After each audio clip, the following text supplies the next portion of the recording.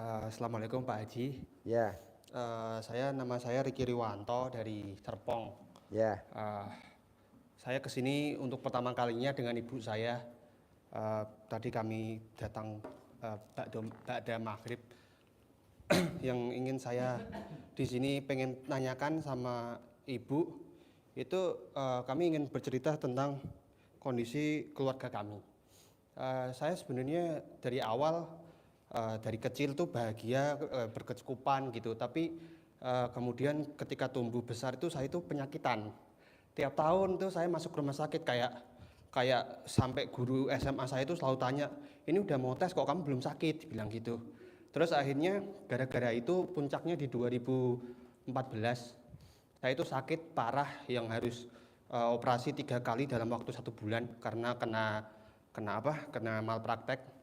Terus menghabiskan yang ratusan juta yang banyak banget pokoknya. Jadi kata dokter sakit apa?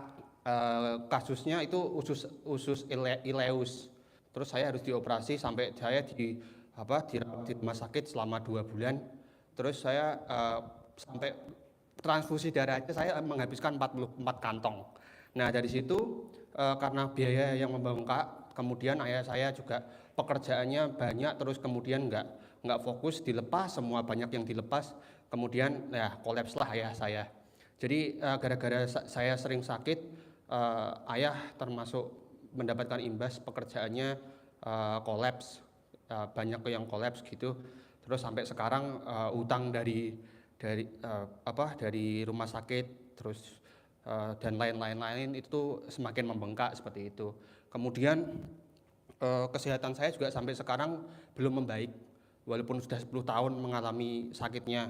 Tapi kemarin saya 2022 mengalami sakit yang itu lebih menyiksa daripada sakit saya di 2014.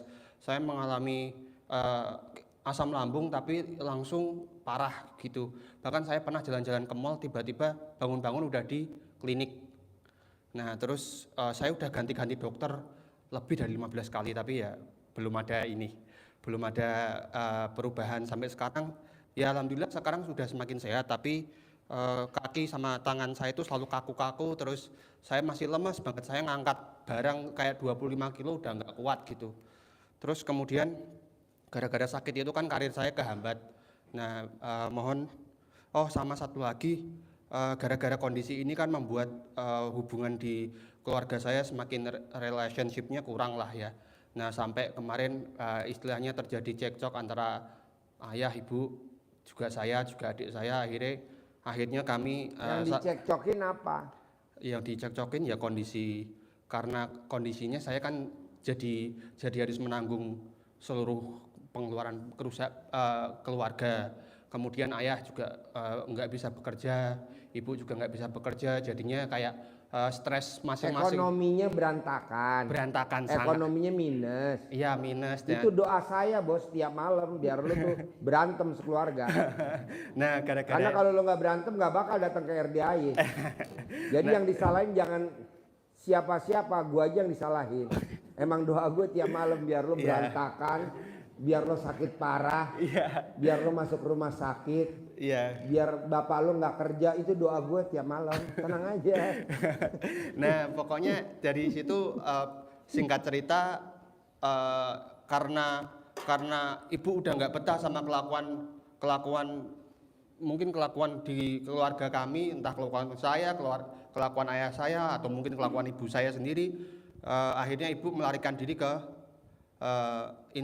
kampung halamannya di Serpong itu. Jadi sekarang ibu di Serpong, ayah di Salatiga. Saya sama adik-adik saya menderita gitu, saling kangen. Tapi ibu juga sepertinya menderita, soalnya berat badannya dulu gemuk gitu, sekarang kurus banget gitu. Itu doa gue bos. Oh, aduh. Biar emak lo pisah sama bapak lo, itu doa gue tiap malam. Ya, karena gitu. Kalau nggak begitu lo nggak bakal datang ke RDAY. Ya gitu Pak Haji. Tiap malam gue berdoa jadi, kalau habis tahajud.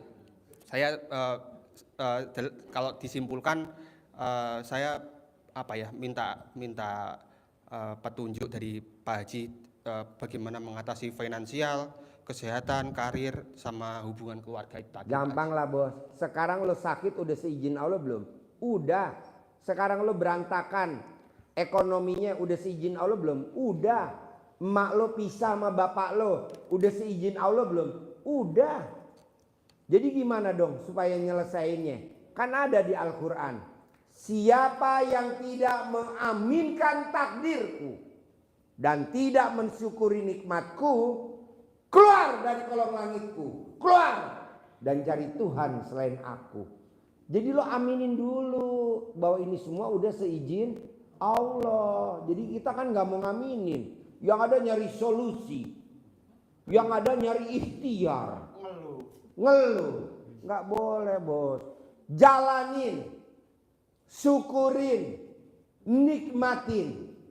Permasalahan lo kecil bos dibandingin permasalahan Bapak Presiden kita yang sekarang. Iya, dia ijab sama Allah, jadi wakil presiden, gagal. Ijab lagi sama Allah, jadi presiden sama Hatta Rajasa, gagal. Ijab lagi, jadi presiden sama Sandiaga Uno, gagal. Jadi presiden sama Gibran, jadi. Jadi lo bangkit lagi, bangkit lagi, bangkit lagi, bangkit lagi. Jangan malah ngeluh. Sampai kapan ya begini terus? Kok sampai kapan?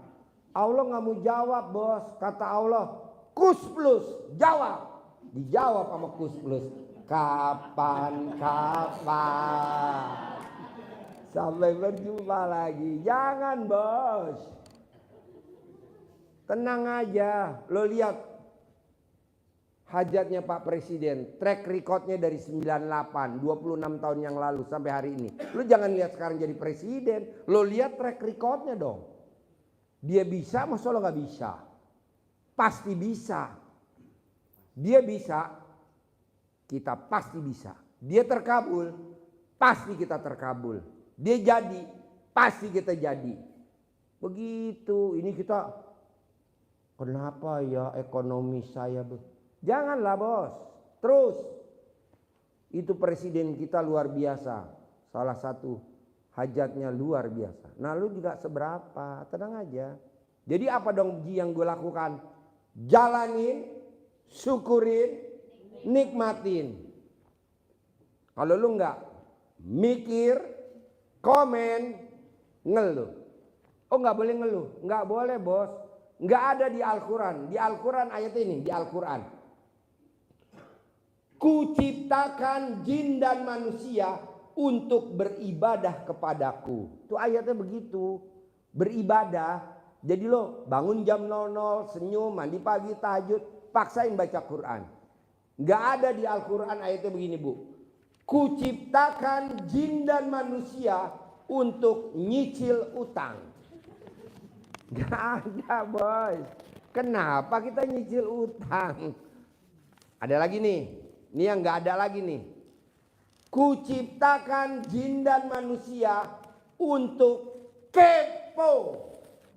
Kita hobinya kepo bos. Lihat tetangga kepo. Lihat temen kepo. Aduh. Gak ada kuciptakan jin dan manusia untuk ibadah. Gak ada lagi nih ayatnya gini. Kuciptakan jin dan manusia untuk buka aib. Gak ada. Ini hobinya buka aib mulu. Si A dijelek-jelekin. Si B, aduh. Akhirnya yang jelekin kesel. Allah tuh kesel. Orang bukan ditutup, kok aibnya udah gue tutup, aibnya malah dibuka sama dia. Akhirnya kata Allah, ayo pulang ke rahmatullah. Sekarang udah pada pulang bos. Lo lihat. Yang pada di medsos yang jelekin ya kan. Udah pada pulang 3-4 orang lagi yang belum pulang. Bentar lagi juga pulang. Ngurangin penduduk. Nah coba bos, lo banyak bersyukur bos. Dari bangun tidur sampai mau tidur isinya cuma syukur. Alhamdulillah hari ini cair 10 miliar. Alhamdulillah hari ini cair 10 miliar. Alhamdulillah hari ini cair 10 miliar. Ini kita enggak. Bangun tengah malam nangis di atas sajadah. Buat apa nangis kata Allah, orang itu udah atas izin gue kok. Lo ngapain cerita lagi ke gue? Emangnya gue idiot?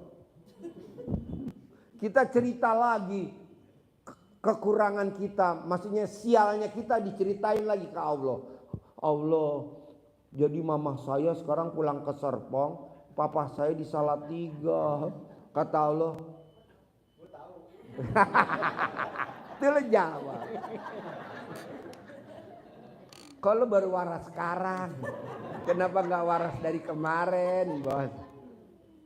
Tapi katanya Ustadz, katanya haji, kita mesti malam-malam nangis. Ya nggak boleh lah, buat apa nangis tengah malam? Waktunya malam kita bikin tajuk Allah dengan baca Quran. Bukan untuk nangis, bukan untuk sedih, bukan untuk meratapi nasib. Nasib diratapin gimana? Jadi mesti apa? Pasti jadi, pasti dilantik, pasti jadi, pasti dilantik. Dilantik tuh jadi presiden sekarang, alhamdulillah. Begitu, ini kita bawaannya. Allah, salah saya apa? Kok salah saya apa? Itu nggak salah jadi presiden. Lo lihat track record 98. Track recordnya 98. Gue nggak usah sebutin namanya. Nggak usah gue sebutin. Lo lihat track recordnya. Bisa bos. Kan lo nggak separah dia kan. Iya dia bisa. Masa lo nggak bisa? Oke?